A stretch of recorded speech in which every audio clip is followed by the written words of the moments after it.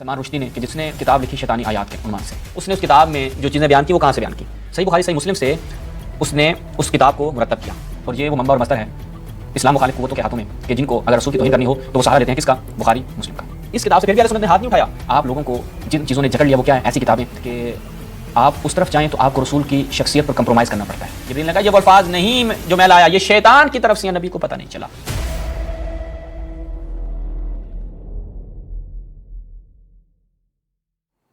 اعوذ باللہ من الشیطان الرجیم، بسم اللہ الرحمن الرحیم۔ تمام ناظرین کی خدمت میں السلام علیکم ورحمۃ اللہ۔ ولی عصر کے پلیٹ فارم سے صحیح بخاری اور صحیح مسلم کے حوالے سے ہماری گفتگو کا سلسلہ جاری ہے۔ تحریف قرآن کے متعلق ایک سیریز چل رہی ہے، انشاءاللہ آپ حتماً ملاحظہ فرما رہے ہوں گے، لازمی ملاحظہ کیجئے۔ وہ صحیح بخاری اور صحیح مسلم سے ہم تحریف قرآن پہ جو شواہد پیش کر رہے ہیں آپ نے اس سے پہلے وہ نہیں سنے ہوں گے۔ یہ جدید ہماری گفتگو ہے، ہم نے پہلے نہ اپنے چینل پہ نہ کسی پلیٹ فارم پہ اس حوالے سے گفتگو کی۔ اچھا، آج یہ بھی ایک الگ سے ہم گفتگو کر رہے ہیں کہ صحیح بخاری اور صحیح مسلم یہ وہ سرچشمہ ہے اور یہ وہ منبع اور مصدر ہے اسلام مخالف قوتوں کے ہاتھوں میں کہ جن کو اگر رسول کی توہین کرنی ہو تو وہ سہارا لیتے ہیں کس کا؟ بخاری مسلم کا۔ بخاری مسلم کا وہ سہارا لیتے ہیں اور ہمارے پیغمبر گرامی ختم مرتبت حضرت محمد صلی اللہ علیہ وآلہ وسلم کی ذات کو نشانہ بناتے ہیں اور کروڑوں مسلمانوں کے جذبات کو مجروح کرتے ہیں، ان کے احساسات کو داغدار کرتے ہیں۔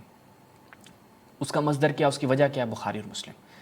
میرے اہل سنت بھائی، میں آپ لوگوں سے ایک درخواست یہ کرتا ہوں کہ آپ رسول اللہ سے اتنی محبت کرتے ہیں، لیکن دوسری طرف آپ لوگوں کو جن چیزوں نے جکڑ لیا وہ کیا ہے؟ ایسی کتابیں، ایسے مولوی کہ آپ اس طرف جائیں تو آپ کو رسول کی شخصیت پر کمپرومائز کرنا پڑتا ہے۔ آج میں جو چیز بیان کرنے والا ہوں اس کو سلمان رشدی نے کہ جس کے متعلق امام خمینی رحمۃ اللہ علیہ نے اس کے ارتداد کا فتویٰ دیا، اس کے قتل کا فتویٰ دیا، کیونکہ اس نے رسول اللہ صلی اللہ علیہ وسلم کی شان اقدس میں کس قدر توہین آمیز امور انجام دیے۔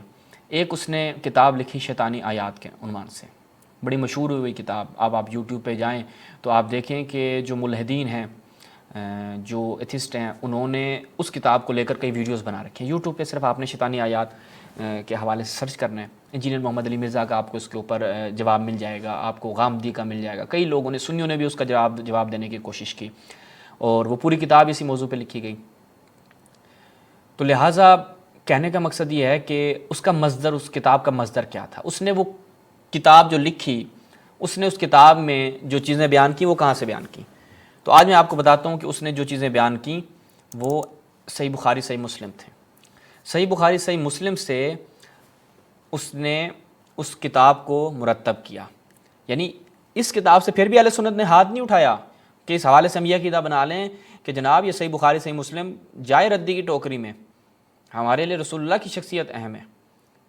نہیں، کہا کہ ہمارا اجماع ہے، اس میں جو کچھ بھی ہے وہ صحیح ہے۔ قرآن مجید کے بعد روئے زمین پر آسمان کے نیچے اگر کوئی کتاب سب سے صحیح ہے تو وہ صحیح بخاری ہے۔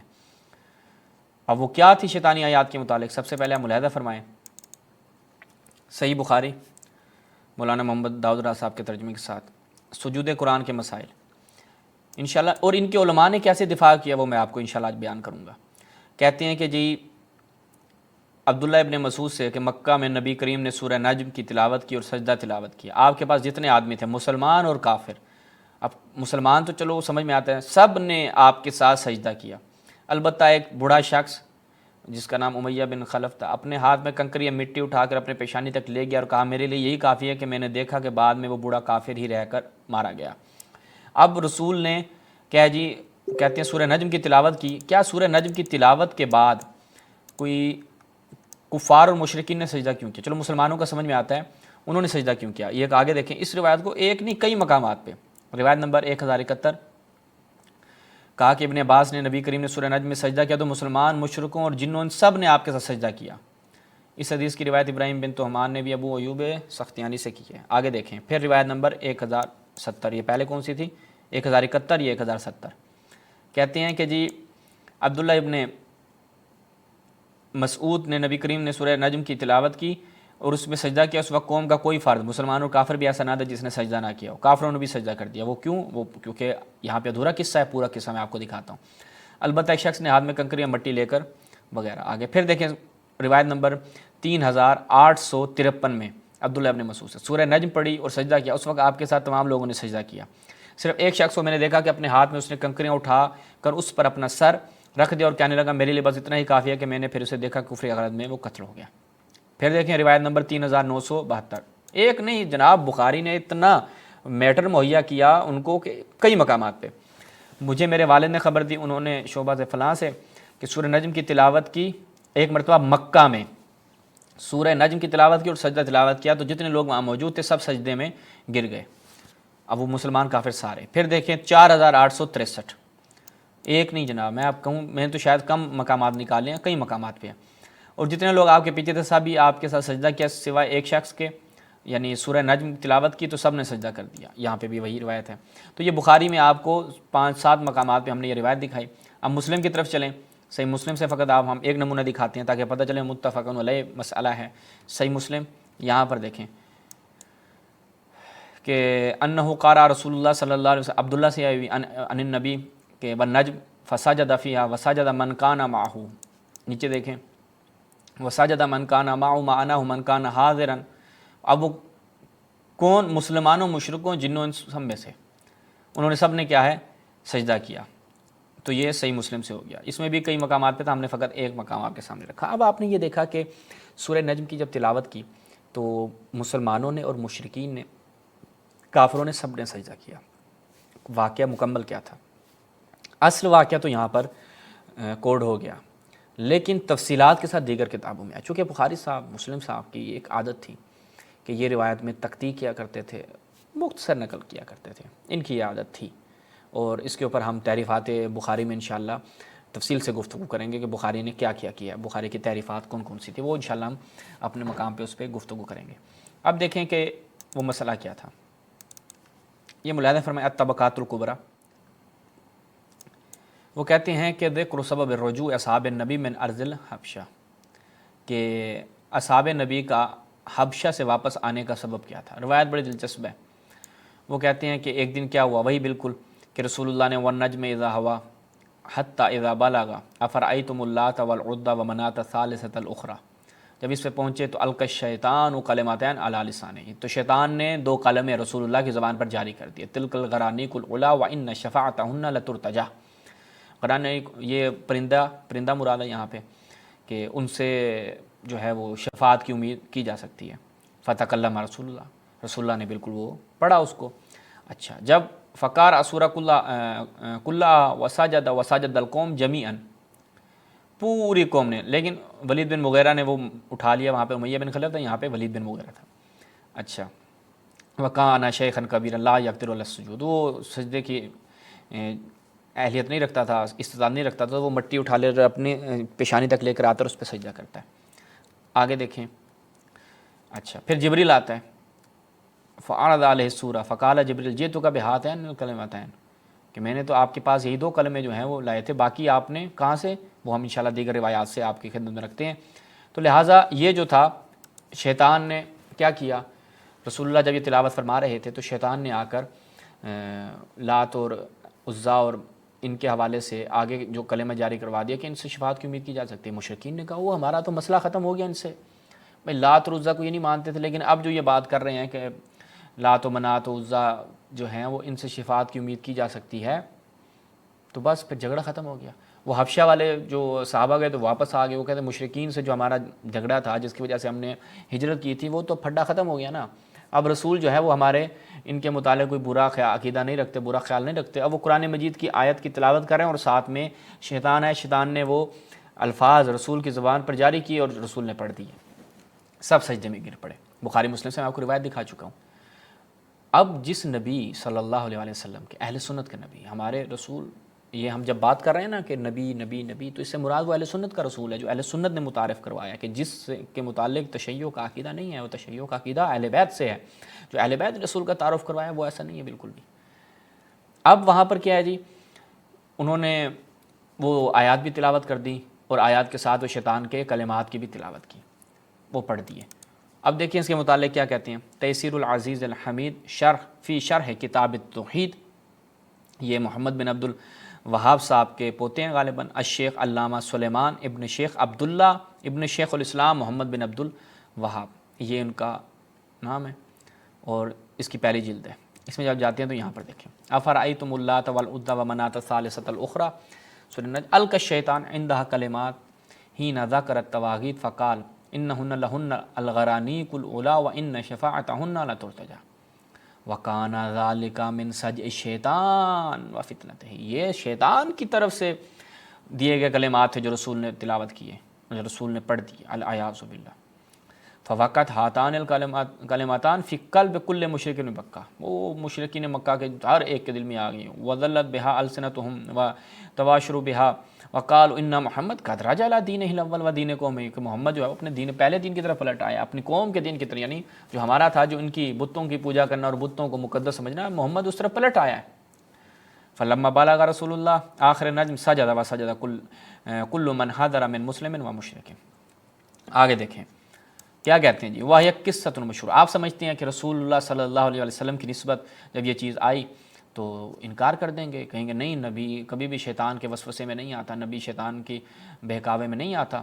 وہ ایک قصۃ مشہورہ، نہیں جناب، یہ قصۃ مشہورہ صحیحہ رویت عن ابن عباس من طرق بعضها صحیح، اور اس کو جماعت من التابعین باسانید صحیحہ، عروہ، سعید بن جبیر، ابو عالیہ، ابو بکر بن عبد الرحمن، اکرمہ، وقال صحح قصۃ الغرانیق جماعت من الائمہ منہم الضیاء المقدسی فی المختارہ، حافظ ابن حجر فی تخریج احادیث الکشاف، والسیوطی والشیخ سلیمان وغیرہ، انہوں نے سب نے صحیح قرار دیا ہے.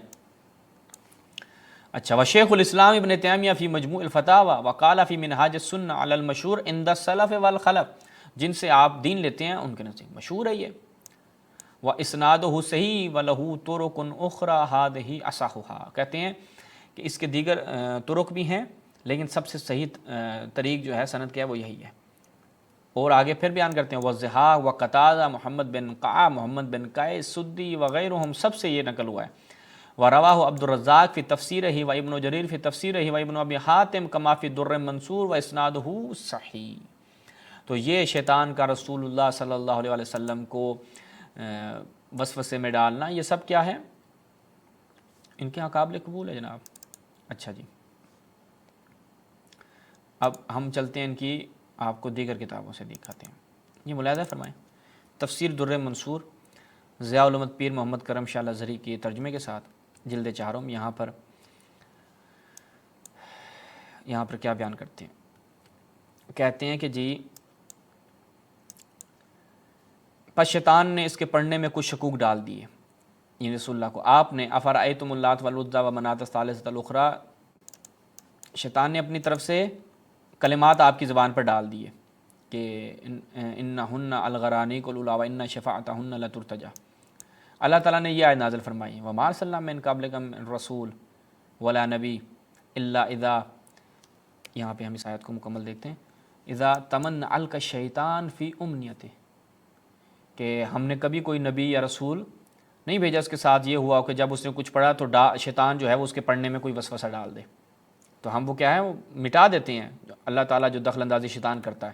لیکن یہاں پر آپ دیکھیں کہ کہتے ہیں امام بزار، طبرانی، ابن مردوہ، ضیاء الرحمن اور ثقہ راویوں کی سند کے ساتھ حضرت سعید بن جبیر کے طریق سے حضرت ابن عباس سے روایت کی کہ رسول اللہ نے افرأیتم اللات والعزی والمناۃ الثالثۃ الاخری کی تلاوت کی تو بلا قصد آپ کی زبان پر یہ بھی الفاظ جاری ہو گئے کہ تلک الغرانیق العلی وان شفاعتہن لترتجی. مشرکین یہ جملے سن کر خوش ہوئے اور کہا انہوں نے ہمارے معبودوں کا ذکر کیا. پس اس وقت جبریل آ گئے، جو کہا جو میں نے آپ کے پاس لے کر آیا وہ پڑھو. آپ نے پڑھا فرأیتم اللات والعزی ومناۃ الثالثۃ الاخری. اس کے بعد آپ نے تلک الغرانیق العلی وان شفاعتہن لترتجی. جبریل نے کہا یہ وہ الفاظ نہیں جو میں لایا، یہ شیطان کی طرف سے، نبی کو پتہ نہیں چلا. اب سلمان رشدی جیسا ملعون اگر اعتراض کرتا ہے بخاری مسلم کی روایات کے مطابق کہ یہ قرآن کیسے خدا کی طرف سے ہو سکتا ہے، ممکن ہے اس میں شیطان کی طرف سے دی گئی آیات ہوں، شیطان کے وسوسے ہوں. اچھا، امام ابن جریر، ابن منذر، ابن ابی حاتم، ابن مردوہ رحمہ اللہ نے صحیح سند کے ساتھ حضرت سعید بن جبیر سے روایت کیا ہے بالکل اسی چیز کو. پھر نیچے بیان کرتے ہیں، وہ آپ تفصیل سے یہ پڑھ سکتے ہیں، یہ حدیث مرسل صحیح الاسناد ہے. امام ابن جریر ابن منذر اور ابن ابی حاتم نے صحیح سند کے ساتھ حضرت عالیہ سے روایت کیا ہے، کہتے ہیں پھر بعد میں جب آپ کو جبریل کے کہنے پر ان الفاظ کا پتہ چلا تو آپ بہت پریشان ہوئے۔ یہ نبی کا تعارف ہے اور اس پہ ہم یہیں پر اکتفا کرتے ہیں کہ یہ مسئلہ یہاں تک رہے۔ اب دیکھیں آخر میں سب سے ابن حجر کا دفاع، الکافی الشاف فی تخریج احادیث الکشاف، کس کی ہے؟ حافظ ابن حجر اسقلانی۔ حافظ ابن حجر اسقلانی وہ بندہ ہے کہ جس نے بخاری کمر باندھی اور بخاری کا دفاع کرنے کے لیے درمیان میں اترا، حد الساری جیسا مقدمہ لکھا، فتح الباری لکھی، اور جو دفاع بخاری ابن حجر نے کیا اس سے پہلے اس کی نظیر نہیں ملتی، اس لیے اس کو امیر المومنین فی الحدیث فی المتاخرین کا لقب دیا گیا۔ ملاحظہ فرمائیں یہاں پر کیا کہتا ہے، صفحہ نمبر 154 کہ تلک الغرانیق الاولیٰ، بزار فلاں فلاں نے اس کو نقل کیا ہے۔ اچھا مکہ میں تھے، یہ سارا آگے وہی طرق نقل کر رہا ہے، اور پھر کہتا ہے کہ فہذہ مراسل یقوی بعضھا بعضا، کہ یہ مرسل ہے اور ایک دوسرے کی تقویت کرتی ہیں۔ واصل القصہ فی الصحیح، کہ وہ جو اصل واقعہ ہے غرانیق کا اصل واقعہ وہ صحیح میں موجود ہے، صحیح بخاری میں موجود ہے، وہ ہم دکھا چکے ہیں کہ نبی صلی اللہ علیہ وآلہ وسلم ہوا بمکہ فسجد وسجد معه المسلمون والمشركون والجن والانس۔ وقال البزار المعروف هذا روایت القلبی عن ابی صالح فلاں فلاں فلاں، قلت وفي مجموع ذلك رد على عیاض حيث قال کہ ان من ذکر من المفسرین وغیرهم لم يسندها احد منهم، کہ یہ رد ہے قاضی ایاز کا، وہ جو کہتے ہیں مفسرین میں سے کسی نے بھی اس کو سند کے ساتھ ذکر نہیں کیا اور نہ ہی مرفوع نقل کیا مگر سوائے بزار کے۔ اچھا پھر کہتے ہیں قلت اما ضعف فلا ضعف فی اصلا، جہاں تک ضعف کا تعلق ہے اب وہ جواب دے رہا ہے، ابن حجر آیا میدان میں جواب دے رہا ہے، وہ کہتے ہیں کیسے آپ غرانیق کے واقعے کا انکار کرتے ہیں؟ میں بتاتا ہوں آپ کو، جہاں تک ضعف کا تعلق ہے اس میں کوئی ضعف نہیں ہے۔ فائنل جميع الثقات واما الشك فيه فقد يجي تاثيره ولو فردا غریبا لیکن غایت انه يصير مرسلا، وہ کہتے ہیں کہ اس میں کوئی ضعف نہیں ہے، تمام سکہ ہیں، ہاں مرسل بن جائے گی۔ انما هو حجہ عند عیاض، قاضی عیاض کے نزدیک وہ حجت ہے، عند عیاض وغیرہ ہی، اور عیاض اور قاضی عیاض مالکی اور دیگر کے نزدیک حجت ہے، وہ کیا ہے مرسل سکہ کو قبول کرتے ہیں۔ اچھا اب وہ کہتے ہیں کہ البتہ وہ افراد جو کہتے ہیں کہ نہیں مرسل حجت نہیں ہوتی، تو وہ کہتے ہیں کہ ان کے نزدیک بھی کثرت متابعات کی وجہ سے کام درست ہو جائے گا، تو لہٰذا فرار کا کوئی راستہ نہیں ہے۔ سند کا جہاں تعلق ہے تو سند چاہے مرسل ہو، اور مرسل قاضی ایاز وغیرہ کے نزدیک تو حجت ہے، اور جو کہتے ہیں نہیں ہم مرسل کو حجت نہیں مانتے وہ بھی انکار نہیں کر سکتے چونکہ کیا کہتے ہیں متابعات اس کے کثرت سے پائے جاتے ہیں۔ اچھا وہ کہتے ہیں اما طعنوا فیہ باختلاف الالفاظ فلا تاثیر للروایات الضعیفہ الواہیہ فی الروایات القویہ، وہ کہتے ہیں وہ ضعیف روایات میں ہیں، قوی روایات میں وہ الفاظ نہیں ہے کہ جن الفاظ پہ آپ اعتراض کرتے ہیں۔ اچھا پھر آگے کہتے ہیں ہاں معنی کے اعتبار سے آپ کہہ لیں کہ بھائی اس کے معنی میں کوئی مسئلہ پایا جاتا ہے، وَأَمَّا تَعْنُ فِيهِ مِنْ جِهَةِ الْمَعْنَى فَلَهُ أُسْوَةٌ كَثِيرَةٌ مِنَ الْأَحَادِيثِ الصِّحَاحِ الَّتِي لَا يُؤْخَذُ بِظَاهِرِهَا، کہ اگر آپ تعان کریں وَأَمَّا تَعْنُ فِيهِ مِنْ جِهَةِ الْمَعْنَى، اگر آپ معنی کی جہت سے اس کے اوپر تعان کریں فَلَهُ أُسْوَةٌ كَثِيرَةٌ، اس میں کئی ہمارے پاس ایسے نمونے موجود ہیں، کہاں سے؟ احادیث صحاح میں سے، کہ اللہ لا یؤخذ بظاہر، کہ جن کے ظاہر کو نہیں لیا جاتا بلکہ کیا بل یرد بالتعویل المعتمد الی ما یلیق بقواعد الدین، بلکہ جو قواعد دین کے سزاوار ہے ان کے ساتھ آپ اس کو ایسی تعویل کریں گے، وہ تعویل کون سی ہوگی کہ جو قواعد دین کے ساتھ سازگار ہوگی، اور ہمیں صحیح بخاری مسلم میں ایسے بہت ساری چیزیں ملتی ہیں ہم ان کے ظاہر کو نہیں لیتے، تو لہٰذا کوئی راستہ نہیں ہے۔ ابن حجر نے راستہ بالکل بند کر دیا، اس نے کہا یہ آپ کو ماننا پڑے گا، تو لہٰذا یہاں تک آپ نے ملاحظہ کیا کہ یہ واقعہ غرانیق اہل سنت کے گلے کی ہڈی ہے، بڑی کوشش کر لیں آپ، بڑی جتنی کوشش کرنی ہے کر لیں۔ اور پھر ایک لطف کی بات کہ اگر یہ کیا کہتے ہیں آئیں گے احناف اگر آئیں اور ہمیں اس کے اوپر آنکھیں دکھائیں کہ نہیں ہم نہیں مانتے مرسل فلاں، تو آؤ بھائی یہ دیکھو معنی الاخیار اسامی رجال معنی الاثار بدر الدین عینی، بدر الدین عینی صاحب کیا آتے ہیں؟ وہ کہتے ہیں کہ ابو حنیفہ کے متعلق یہ ہے کہ ابو حنیفہ ہوا سراج امتی یوم القیامہ یحیی دین اللہ و سنتی، اللہ کے دین اور میری سنت کو زندہ کرنے والا، وہ کہتے ہیں کل طریق من هذه علی وجوہ مختلفہ فی المتن والاسناد بین جمیع ذلك فی ترجمۃ ابی حنیفہ فی تاریخ البدر والمحدث ینکرون هذا الحدیث بل اکثرهم یدعون بعضه، وہ کہتے ہیں بعض تو کہتے ہیں یہ گھڑی ہوئی ہیں لیکن اختلاف طرق و متون و روات یدل ان له اصل، کہ جو بھی ہے یہ سب چیزیں دلالت کرتی ہیں کہ اس کے لیے اصل ہے، واللہ اعلم بالصواب۔ ٹھیک ہے، وہ کہتے ہیں اگرچہ اس کی روایات میں ضعف ہے، بعض نے اس کو کہا من گھڑت بھی ہوں گی، لیکن نہیں، جب اتنے طرق ہیں اتنے ہمارے پاس شواہد ہیں تو بس پتہ چلے گا کہ ان کی اصل موجود ہے۔ تو لہٰذا آپ لوگ اس سے فرار نہیں کر سکتے. ابو حنیفہ کی باری آ جائے تو آپ لوگ فوراً لپکتے ہیں جناب ان کی آنکھیں کا اصل ہے گرچہ فلاں ہیں فلاں ہیں فلاں ہیں. تو یہاں پر بھی ابن حجر نے آپ کے لیے ہر راستہ بند کر دیا. تو لہٰذا مرزا ہوگا کسی کے پاس کوئی راستہ نہیں ہے مگر یہ کہ بخاری مسلم سے پھر ہاتھ اٹھا لیں. اسی کے ساتھ اجازت چاہتے ہیں. السلام علیکم ورحمۃ اللہ.